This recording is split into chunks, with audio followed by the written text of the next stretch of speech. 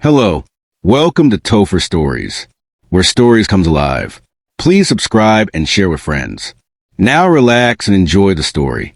The large boardroom at Nexus Innovations shimmered under warm lights. Polished glass walls surrounded the room, offering a breathtaking view of Lagos Island. Inside, tension buzzed like a silent alarm. Vanessa Stone sat at the head of the table. Her fingers tapped lightly on the edge of her laptop. Dressed in a deep navy blazer and soft white blouse, she looked every inch the boss she was, confident, sharp, and calm. To her left sat Victor Kane, smiling too wide, the kind of smile that hid knives. "Let's keep this short, shall we?" he said, adjusting his cufflinks. Vanessa raised an eyebrow. "We have the product launch in 2 weeks, Victor. This better be about strategy." Victor leaned back in his chair. Around him sat the other co-founders, Brian, Derek, and Michael, all with the same fake calm. Vanessa noticed something was off. No one met her eyes. Then Victor spoke again. "Actually, there's been a vote." Vanessa frowned. "Vote? What vote?" Brian cleared his throat. "Vanessa, we respect your contribution, but we believe Nexus needs a different kind of leadership now." Vanessa slowly closed her laptop. "What are you talking about?" Victor tapped a folder on the table and slid it across to her. "Effective immediately, the board has decided to remove you as CEO. You've been voted out." Silence fell like thunder. Vanessa stared at the paper, then at each face around the table. "This is a joke." "It's not," Derek said, avoiding her eyes. "You think you can push me out of the company I built?" Her voice was calm, but icy. "I created Nexus. I brought in the first investors. I wrote the damn code." Victor leaned forward. "You were great at the beginning, Vanessa, but lately your leadership has slipped. Investors are nervous. We need stability." "By stability, you mean a man you can control," she said bitterly. Victor chuckled. "Don't make this about gender." "Oh, it's always about gender, isn't it?" she snapped. "I worked twice as hard for half the respect." Brian sighed. "This is business, Vanessa." "No, this is betrayal," she said. "And you'll regret it." She stood, eyes burning. "I built this. Without me, Nexus is just a pretty website and a bunch of insecure men in suits." She walked out. Later that day, the news broke within the hour. Tech queen Vanessa Stone ousted from her own company. The woman who failed in tech? Inside the dramatic fall of Nexus co-founder Vanessa Stone.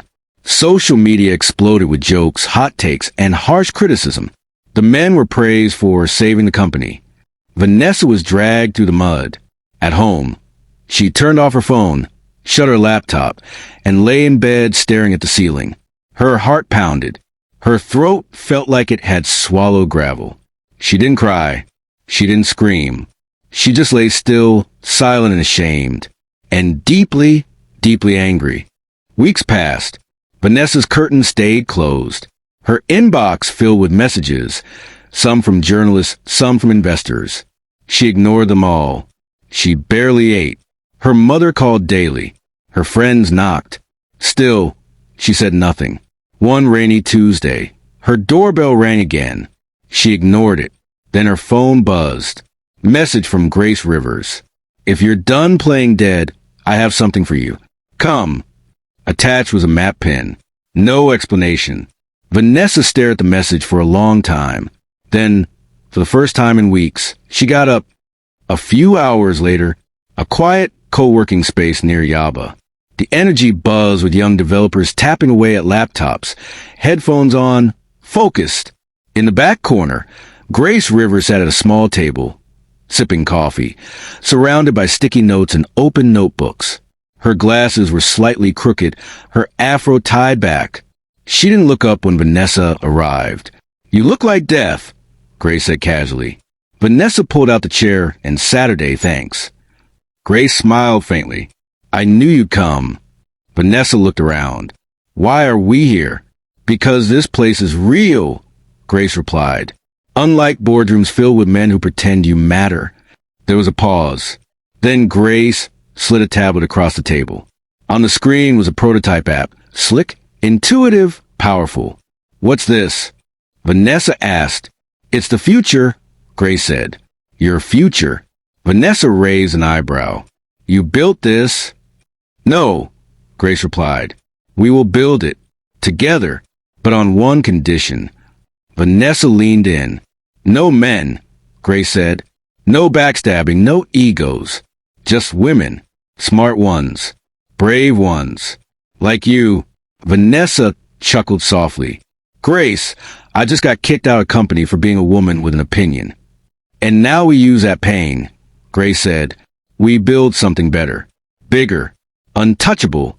We take what they never gave us, power. Vanessa stared at the tablet again. Her hands twitched slightly, muscle memory returning. She hadn't touched code in weeks. She missed it. I don't know if I can trust anyone anymore, she whispered. Grace looked her dead in the eye. Trust yourself. And trust me, you're not alone anymore. Silence. Then Vanessa took a deep breath and said, Okay, let's burn the old system. Grace smiled. Now we're talking. That night, Vanessa sat at her desk, laptop open. Her fingers hovered over the keyboard. She took a deep breath. Then she typed. Line after line of clean, sharp code flowed. The music played low in the background. The storm outside raged, but inside, Vanessa was calm, focused. The fire was back. The betrayal hadn't broken her. It had reborn her. The small office space they rented was hot, dusty, and smelled like fresh paint and instant noodles. But to Vanessa, it was gold. It was freedom. It was home. Grace stood by the window, sipping orange soda. It's not the Nexus building, but we'll make it ours. Vanessa laughed lightly, wiping dust off a desk. Honestly, it feels better. Feels real, Grace said. That evening, 2 more women joined them, both chosen carefully. First came Maya Brooks, a short, sharp-eyed woman with tattoos, a lip ring, and a permanent smirk. She had been arrested once for hacking into a corrupt government website and exposing fake contracts. She didn't apologize for it. She walked in, looked around, and said, This place is ugly as hell. I love it. Welcome to the future. Vanessa said, You sure you want me on this? Maya asked, I don't play by the rules. Vanessa gave a half smile. Neither do I anymore. Then came June Masters, tall, stylish, with high heels and a voice that turned heads. She didn't write code, but she knew how to make people believe in a product or a revolution. She crossed her arms. I left a high-paying job to be here. Don't make me regret it. You won't, Vanessa said. We're not just building a company. We're building a new order. They all sat on plastic chairs around an old table. Vanessa opened her laptop and pulled up a simple logo idea. Shikor. Under it, Tech with teeth. Why the name? Maya asked, Because they said we were too emotional, too dramatic, too soft, Vanessa said. Now they'll see our bite. Grace added, This isn't just a tech startup. It's a declaration. We build tools that solve problems. Fast, clean, and for people ignored by the old system. June leaned in. We go after the big guys? Vanessa nodded. We don't just enter the market. We break the table and build our own. They all looked at each other. For women, all underestimated, all pushed aside. And now, ready to fight. Vanessa held up her cup of coffee. To the fire they thought would burn us, she said. To the ashes we rose from, Grace added. Maya raised her bottle. To making noise. June smiled. To sure. They clinked cups, bottles, and cans. That night, the pact was sealed. Weeks passed. Their first product was a bold one, a payment app called Ripple Pay. It wasn't just another transfer app. It was lightning fast, used less data, and worked even without a strong internet connection. Perfect for rural users and small business owners. They tested it in a small market in Abuja, then in Enugu, then in parts of Accra and Nairobi. Everywhere it launched, people loved it. Low fees, no banking delays, easy to use, built for Africa. Maya built security that was military level. I want our app to laugh when hackers try to touch it, she said. Grace trained its AI to learn user behavior, which meant faster support and smarter updates. We're building tech that grows with the user, she explained. June ran a campaign called Your Money, Your Power, targeting market women bike riders and online vendors. The people trust themselves more than they trust banks, she said. So we give them a tool made by people like them. Vanessa barely slept. She lived in front of her screen, tweaking design, pushing code, taking meetings with angel investors and mentoring interns. Then one day it happened. They hit 100,000 users in Nigeria alone. Vanessa stared at the screen. Maya burst into the room, holding her phone. We just crossed Uganda. 50,000 users in 2 days. Grace shouted from her desk. That's a 700% growth rate in less than a month. June walked in holding the newspaper. She slapped it on the table. Front page. Who was behind Ripple Pay? The women taking over Africa's fintech space. Vanessa blinked. We're a threat now. Maya grinned. Good. Meanwhile, at Nexus Innovations, Victor Kane slammed the office door shut. Why are our user numbers dropping? He barked at his team. Brian shuffled papers. Ripple Pay is taking our users. People are switching. We tried running ads, but it's not working. Victor clenched his fists. A bunch of women in a dusty office are stealing our empire. They're fast, they're clever, and they're better, Brian said quietly. Victor's face twisted in rage. Not for long. Back at Shikor, that night, the women met again in the office. The lights buzzed. The whiteboard was full of numbers, ideas, scribbles. Vanessa stood before them. They're watching us now. Nexus, the banks, the big players. They're scared. Maya smirked. Let them be. But we need to be smarter, Vanessa said. This isn't just about tech. It's a war now. A war for trust. A war for people who've been ignored. Grace nodded. So we keep listening. We keep improving. And we stay ahead. June added, and we take our story global. If we control the narrative, they can't kill it. Vanessa looked at them, pride glowing in her chest. We're not just developers. We're architects of a new era. They can laugh at us, but they'll choke on their own pride when we're done. Everyone fell silent. Then Grace said softly, we're just getting started. Vanessa stared at the Shikor logo glowing on the projector screen. Disrupt or die. They had chosen to disrupt. It started with a tweet, then a screenshot, then a full-blown expose. The headline read, Nexus under fire, corruption, harassment, and a culture of silence. By morning, it was all over the news. A whistleblower had leaked internal emails showing cover-ups of sexual harassment claims. One female employee detailed how her complaints were ignored. Others showed suspicious contract deals and inflated spending by Nexus executives. Victor Kane's name was everywhere, in bold, black ink. He sat in his office, red-faced and furious, flinging his coffee mug at the wall. This is a setup, he shouted. His assistant looked terrified. Sir, the media... I don't care about the media. Find out who did this. Now. Elsewhere in Lagos, Raymond Cole, a rising journalist with the African Tech Review, was glued to his screen. He scrolled through documents, cross-checked sources, and scanned the whistleblower leaks. Something about the whole thing felt strategic.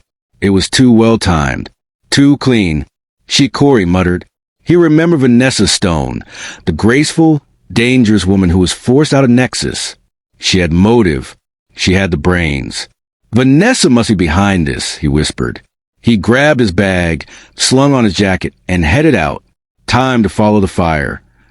That evening, Shikor HQ. Maya looked up from her laptop as Vanessa walked in. You've seen the news? Maya asked. Vanessa nodded. We had nothing to do with it. Public thinks we did. Let them. Grace looked up from her AI testing. This could get messy. They'll try to link us. June added, the spotlight's on them, not us. As long as we stay clean, the scandal feeds our story. Just then, the door opened. A soft knock followed. Raymond stood there, tall, sharp suit, a confident but curious smile on his face. Hi, he said. I'm looking for Vanessa Stone. Vanessa looked him over, expression cool. And you are Raymond Cole, tech journalist. I'm working a story. Maya stood slowly. She doesn't talk to press. I'm not here for a takedown, he said quickly. I just want the truth. Maya narrowed her eyes. Truth is expensive. Raymond smiled. I can afford it. Vanessa glanced at Maya, then gave a subtle nod. Maya turned back to Raymond, lips curving in a slow, dangerous smile. Okay, Mr. Journalist, let's talk. They met the next day at a quiet cafe in Victoria Island. Maya wore black, smooth silk top, tight jeans, and boots that clicked like a countdown. She sat across from Raymond, stirring her iced tea slowly. He watched her, notebook in hand. So, what's She-Core's official response to the Nexus scandal? She raised an eyebrow. Officially, we're focused on our users. And unofficially, she smiled. Unofficially, we're enjoying the show. Raymond laughed. You're direct. I don't do PR games, she said. You want a quote? How about this? Men get scared when they're not the smartest in the room. He leaned in, impressed. Were you always like this? Like what? Sharp, unbothered, a little dangerous. Maya tilted her head. You have no idea. Days passed. Raymond kept visiting. Sometimes with questions, sometimes with coffee, sometimes with excuses. Maya played it cool, but she noticed how he looked at her. She noticed how he listened, not just to her words, but to her silence. One evening, while the others were out, Raymond stopped by the office. Maya was alone, working late.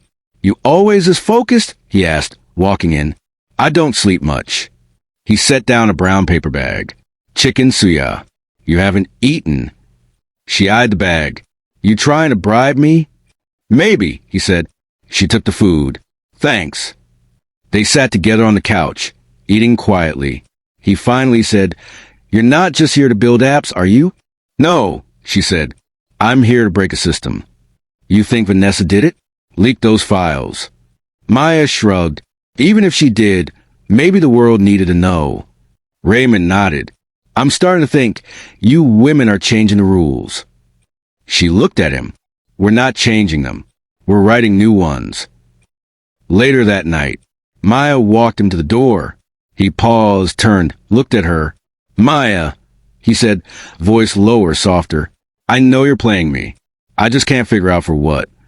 She smiled, almost sad. Maybe I was, but now I'm not sure anymore. He stepped closer. So what now?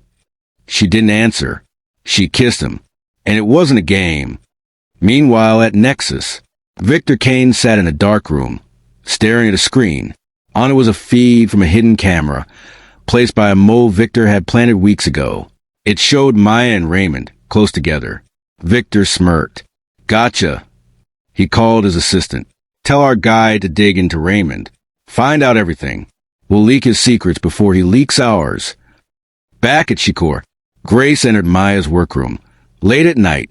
You know Raymond's digging deep, right? I know. And you're sleeping with him? Maya didn't flinch. It started as strategy. Now it's complicated. Grace sat down. We're walking on fire. One wrong move, and they'll burn us. I'm careful, Maya said. You're emotional.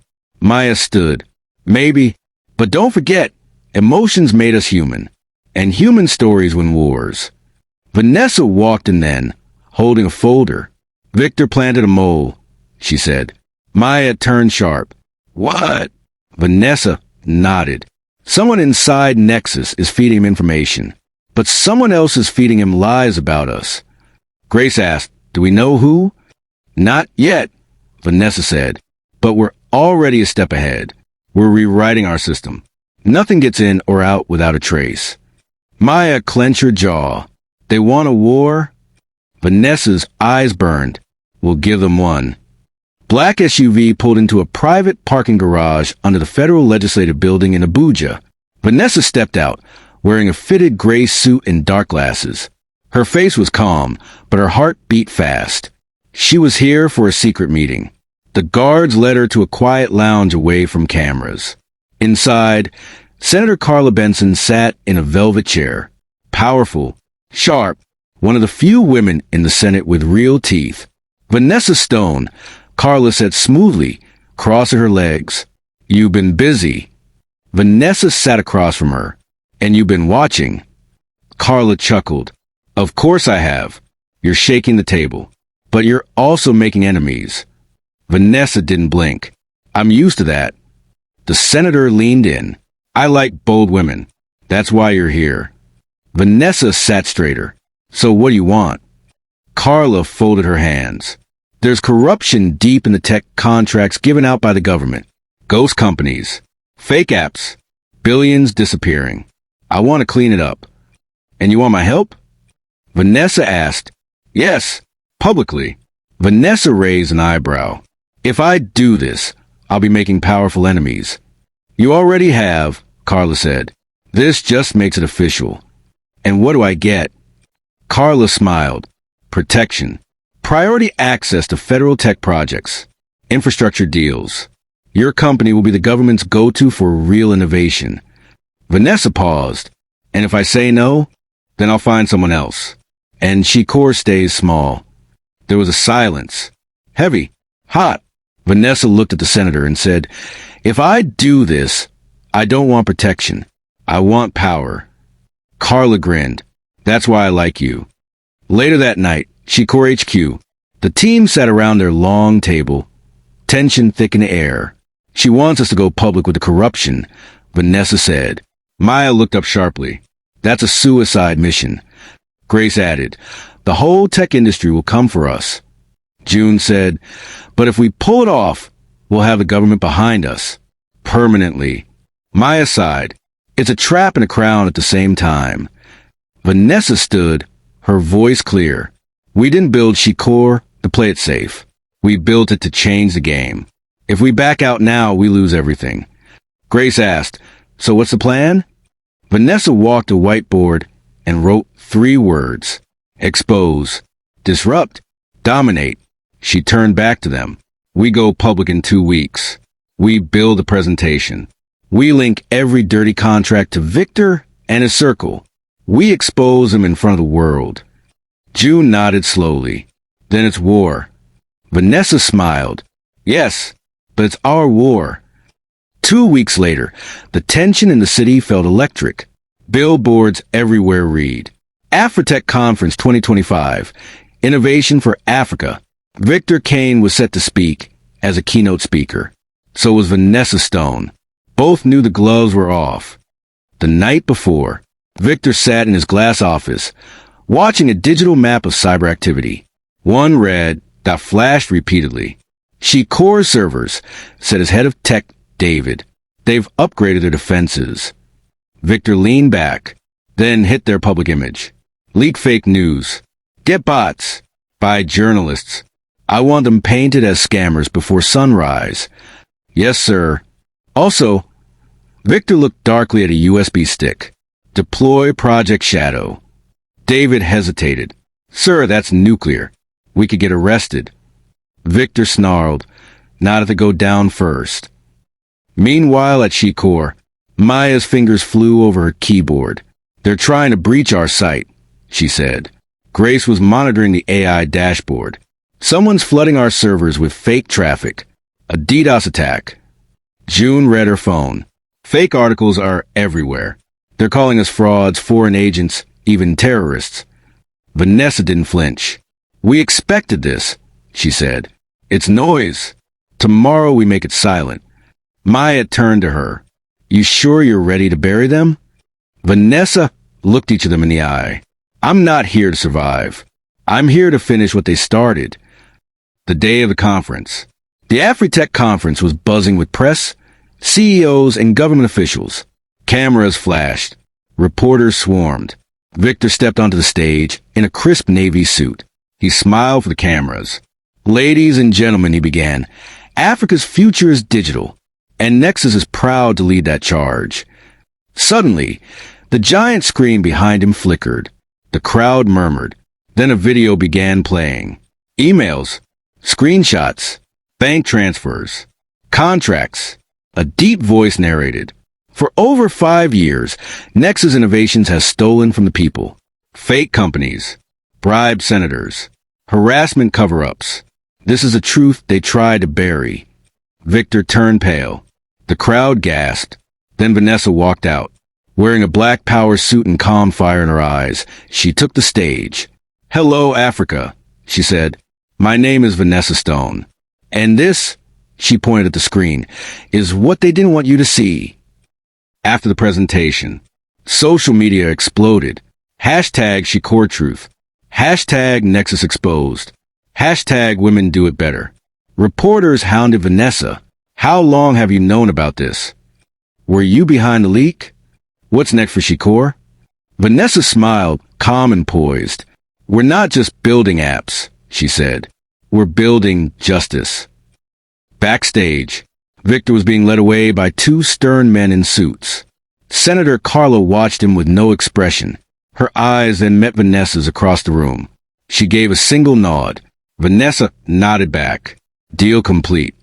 That night, the team gathered at the office, phones buzzing with congratulations. Maya poured drinks. "To us." "To war and winning it," June added. Grace smiled. "To women doing it better."